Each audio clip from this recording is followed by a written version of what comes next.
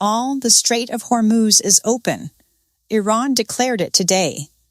And within hours, oil prices collapsed, stock markets exploded to record highs, and the entire global economy let out a breath it has been holding for 6 weeks. This is Nova News. I am your anchor. Here is the full story.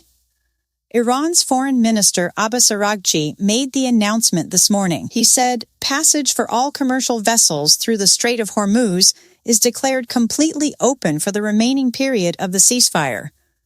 The move came directly in line with the ceasefire in Lebanon that took effect yesterday. Markets reacted instantly. U.S. crude oil plunged 11.4%, dropping to $83.85 per barrel, its lowest level since March 10th. International Brent crude fell 9%. Heating oil futures dropped 10%. The S&P 500 hit a record high. The Nasdaq hit a record high. The Dow Jones rose 1.4%, all in a single trading day. Now, why does the Strait of Hormuz matter so much? Why did one announcement shake global markets this hard? Because the Strait of Hormuz is the most important energy corridor on this planet. It is just 34 kilometers wide at its narrowest point, a thin strip of water between Iran and Oman. And yet, 20 million barrels of oil pass through it every single day. That is 20% of all global seaborne oil trade. Saudi Arabia ships through it. The way. Iraq, Qatar, all of their oil going to China, Japan, South Korea, and Europe passes through that narrow strip of water. When Iran threatened to close it 6 weeks ago, the world panicked. Oil prices shot up 45% since the start of this year. Airlines began canceling flights.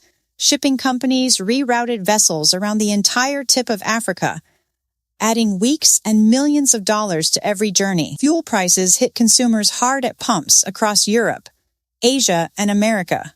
The IMF warned of a possible global recession. Today, that threat eased.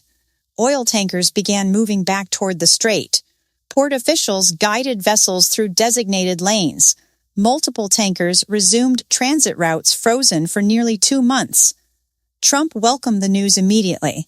He posted on Truth Social, Iran has just announced the strait is fully open and ready for full passage. Thank you. But here is where it gets complicated. In the same breath, Trump said the U.S. naval blockade of Iranian ports will remain in full force. He told reporters it ends as soon as the agreement gets signed, not before. Iran fired back within hours. Tehran's foreign ministry warned, if the naval blockade continues, Iran will take the necessary measures. No doubt about it. They accused Washington of contradictory positions, opening the strait on one hand, blockading Iranian ports on the other. So this is where we stand. The strait is open for commercial ships. But the U.S. blockade of Iranian ports continues. The ceasefire in Lebanon is holding. But the broader U.S.-Iran peace deal is not yet signed.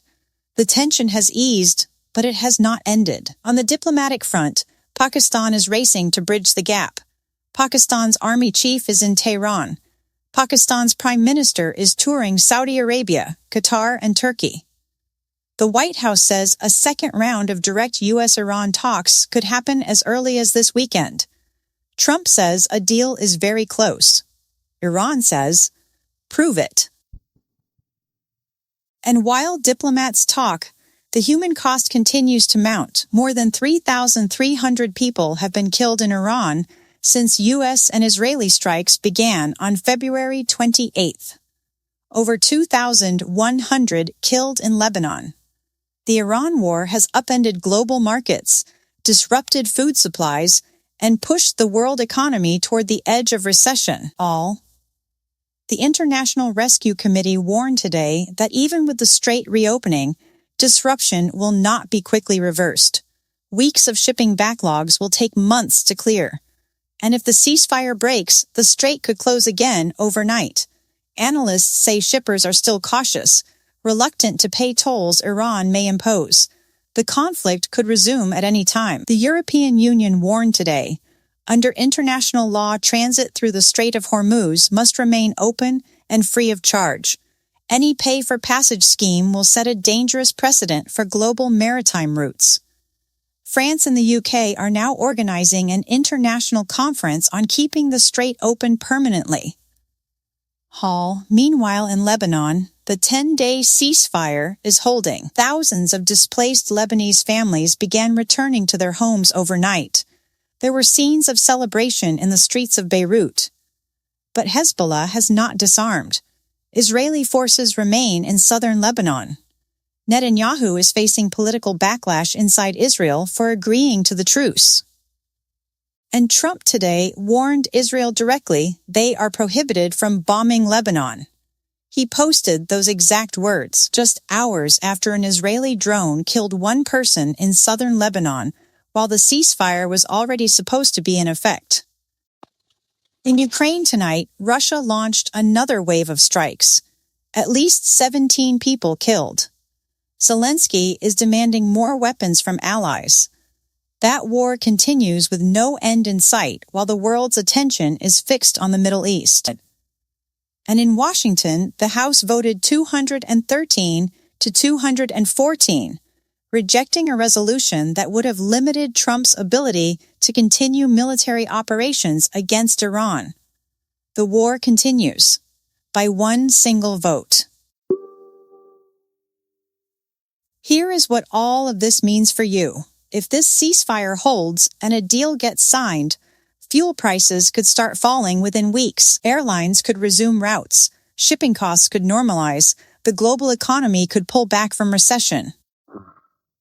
But if it falls apart, oil goes back to $100 a barrel. Markets collapse. The strait closes again. We go back to square one. The next 72 hours are critical. Nova News will be here. Every hour, every development. We will not look away. I am your anchor. This is Nova News. Stay with us.